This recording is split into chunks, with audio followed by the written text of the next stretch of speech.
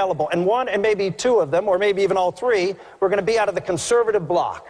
And Arlen Specter, as chairman of the Judiciary Committee, we had a conversation. He asked me to support him. I said, will you support the president's nominees? We had a 51-49 majority in the Senate. He said, I'll support the president's nominees as chairman. Every nominee Arlen Specter supported from the time he took on Judge Bork and saved Justice Thomas, every nominee that he supported passed. Why? Because it gave Democrats cover to vote for it, and it gave Republican moderates cover to vote for it. And just would do that? No, because he wouldn't have been able to give the moderate Republicans and the conservative Democrats the leeway to then support that nominee, which is exactly what Arlen Specter did. He defended Roberts, defended Alito. We have a 5-4 majority on the court that struck down that case that you just talked about and is there as a guardian of liberty. And I did the right thing for our country. Well, let me tell you, Arlen Specter, gentlemen, supporting Arlen Specter over Pat Toomey. That was a very torturous route to support just a about guy as torturous as someone pro-choice. Just about as torturous as 6 years later, in 1996, let's move the conversation along. Let's move the conversation along and take a question from a voter down here in our audience tonight. Sir, identify yourself and ask your question, please. Gentlemen, my name is Gary Lott, and I'm from Kingman, Arizona. It seems that Arizona has come under federal attacks just for wanting to secure its southern border. What will you and your administrations do to fix the situation, to secure our border, and to protect the American people? Congressman Paul, I want to go to you first on this one. You're from a border state. And as you answer Gary's question, a recent federal analysis says the cost of secure fencing, which they have in a good deal of the border along this state, would cost about $3 million per mile. Is that a good investment, money well spent? Probably not, but we can do a better job. And the best way to do it is forget about the border between Pakistan and Afghanistan and deal with our border and put the resources on this border. This is what we need. But we need to change the rules. We reward illegal immigration. They get benefits. Texas hospitals and schools are going bankrupt. The restraints on the states and Obama's restraints on the states to do with it. Why isn't, if an illegal comes across the border and they go on private property, why isn't that trespassing? And why don't you have the right to stop it? So, but there should be no mandates from the federal government about what you must do. Under the 9th and 10th, there would be essentially none. But the federal government does have responsibility for these borders, and I just hate to see all these resources. I think that we should have much more of immigration service on the border to make it easier. It's hard to even get to visit this country. We're losing a lot of visitors and workers that could come to this country because we have an inefficient immigration service.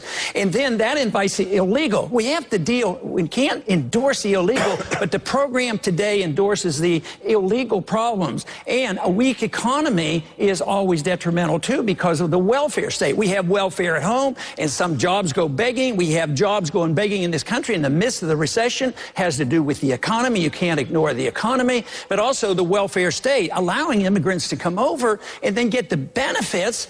If you subsidize something, you get more of. So there's a lot we could do and we should do, and certainly this president is not doing a very good job. Mr. Speaker, the fence has been a point of contention in the race, and one of your high-profile supporters, a gentleman who's been up here during this campaign, Governor Rick Perry of Texas, is here tonight. And he said this: if you build a 30-foot wall from El Paso to Brownsville, the 35-foot ladder business gets really good. You signed a pledge to construct a double fence. Why is Governor Perry wrong? He's not wrong. They did have to have 2 35-foot ladders because it's a double fence. Look, the fact is I helped Duncan Hunter pass the first fence in San Diego when I was Speaker of the House. San Diego and Tijuana are the most densely populated border. It turned out it worked. It worked dramatically. Duncan Hunter will be glad to testify, as former chairman of the Defense Committee, how much it worked. However, it stopped. It stopped in part because there was a wetlands. It turned out none of the illegal immigrants cared about wetlands policy. Then you had to go and build around the wetlands, which we did. The further we have gone with the fence, the fewer the people have broken into California. Now, the thing that was fascinating, though, John, is you quoted a government study of how much it would cost. That's my earlier point. If you modernize the federal government so it's competent, you could probably do it for 10% of the cost of that study. The fact is, what I would do, I have a commitment at nude.org.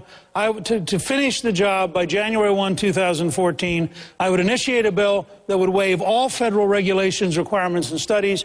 I would ask Governor Brewer here, I would ask Governor Martinez, Governor Brown, and Governor Perry to become the co-leaders in their state. We would apply as many resources as are needed to be done by January 1 of 2014, including, if necessary, there are 23,000 Department of Homeland Security personnel in the D.C. area. I'm prepared to move up to half of them to Arizona, New Mexico, and Texas.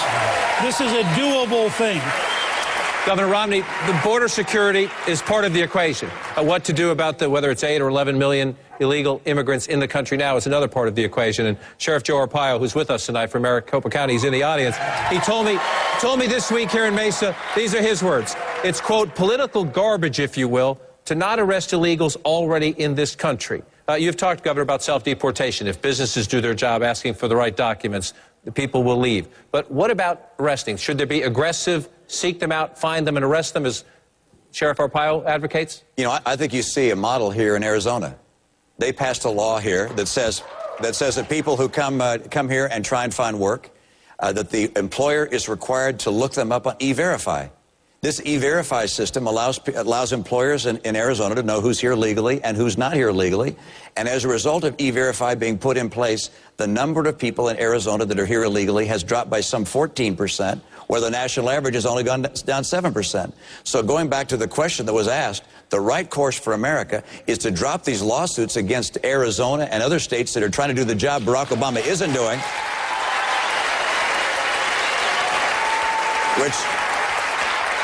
and I will drop those lawsuits on day one. I'll also complete the fence. I'll make sure we have enough Border Patrol agents to secure the fence, and I will make sure we have an E-Verify system and require employers to check the documents of workers and to check E-Verify.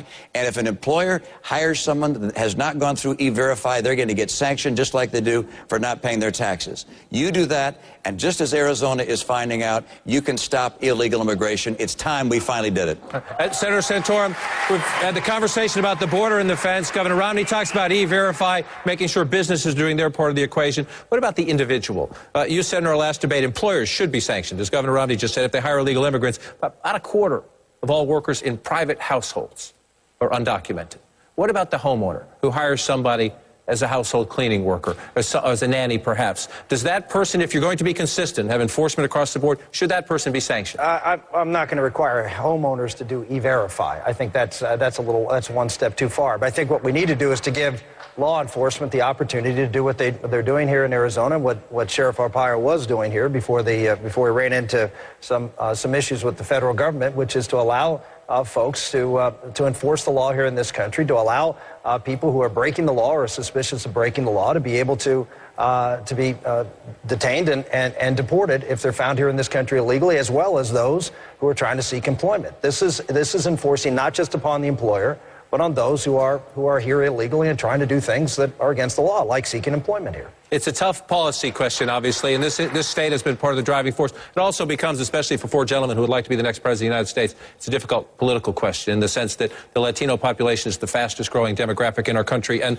some Republicans, Marco Rubio, for example, a senator from Florida that all of you have complimented, said could be a leading force in your administration if you're elected. He said this recently. He says he worries that some of the rhetoric used by Republican politicians on this issue has been harsh, intolerable, inexcusable. Mr. Speaker, is he right? I don't know who he's referring to, so I'm not going to comment in general on a statement. Is there somebody somewhere who's done that? Sure. Was it also intolerable for President Obama to go to El Paso and make a totally demagogic speech in which he fundamentally, the great failure here, I voted in 1986 for the bill which was supposed to solve all this, which Ronald Reagan signed. And in Reagan's diary, he says, I signed this bill because we have to get control of the border and we have to have an employer sanction program with a guest worker program. Now, all of us who voted for that bill got shortchanged on everything we were supposed to get. President Bush couldn't get it through. President Obama can't get it through. I believe you cannot pass a single large comprehensive bill, the 2,700-page kind of bill you're describing. I think you got to go one step at a time. The first step is to control the border. I don't believe anybody who's here legally, and I talked last night, for example, with folks who are of Hispanic background from Nogales, who are in the import-export business dealing with Mexico every day. They want a border. They don't want a border that's closed. They want a border that's controlled, that has easy access for legality and impossible access for illegality. And that's the model that I think you can talk about in any community of any ethnic background in this country. All right, gentlemen, we're going to take another quick break. Our Arizona Republican presidential debate will continue in a moment. But here's a question. One of these men could be president just 11 months from now. How would they deal with threats from Iran and North Korea? Plus, a great question sent to us at CNNPolitics.com.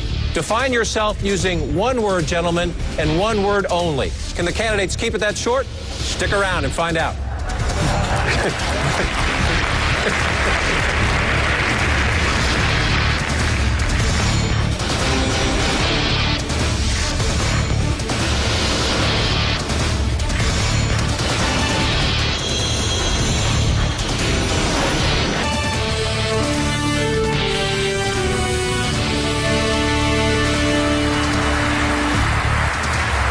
Back in Mesa, Arizona for our Arizona Republican presidential debate. And gentlemen, we have a question here from CNNPolitics.com. Without caveats or explanations, please define yourself using one word and one word only. Congressman Paul?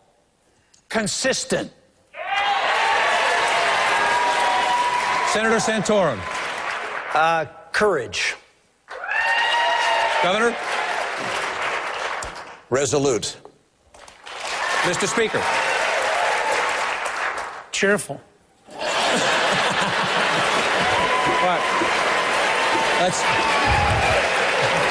That was a good exercise. Let's move our conversation now.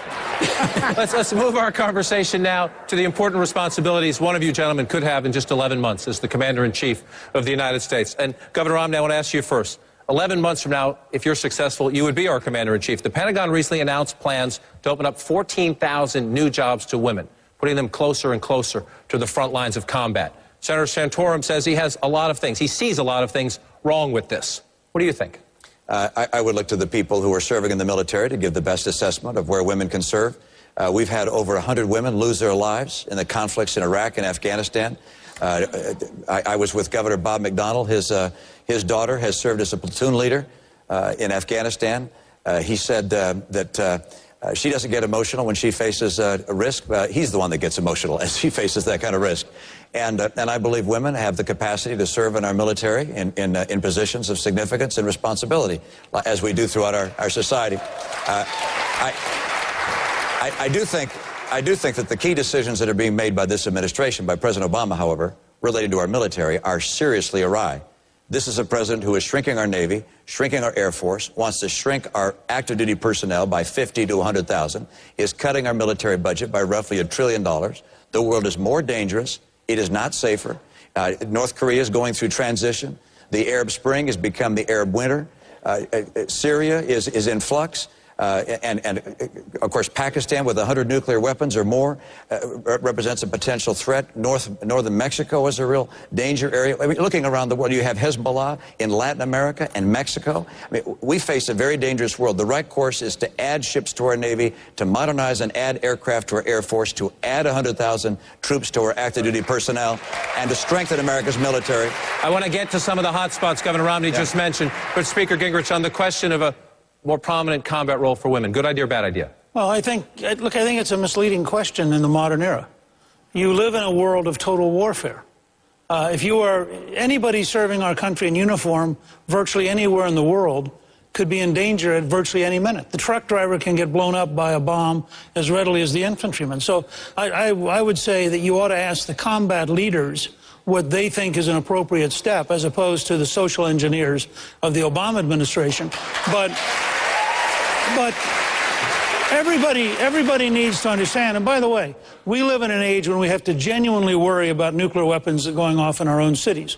So everybody who serves in the fire department, in the police department, not just the first responders, but our National Guard, whoever's going to respond, All of us are more at risk today, men and women, boys and girls, than at any time in the history of this country. And we need to understand that's the context in which we're going to have to move forward in understanding the nature of modern combat. I think this is a very sober period, and I believe this is the most dangerous president on national security grounds in American history. Congressman Paul?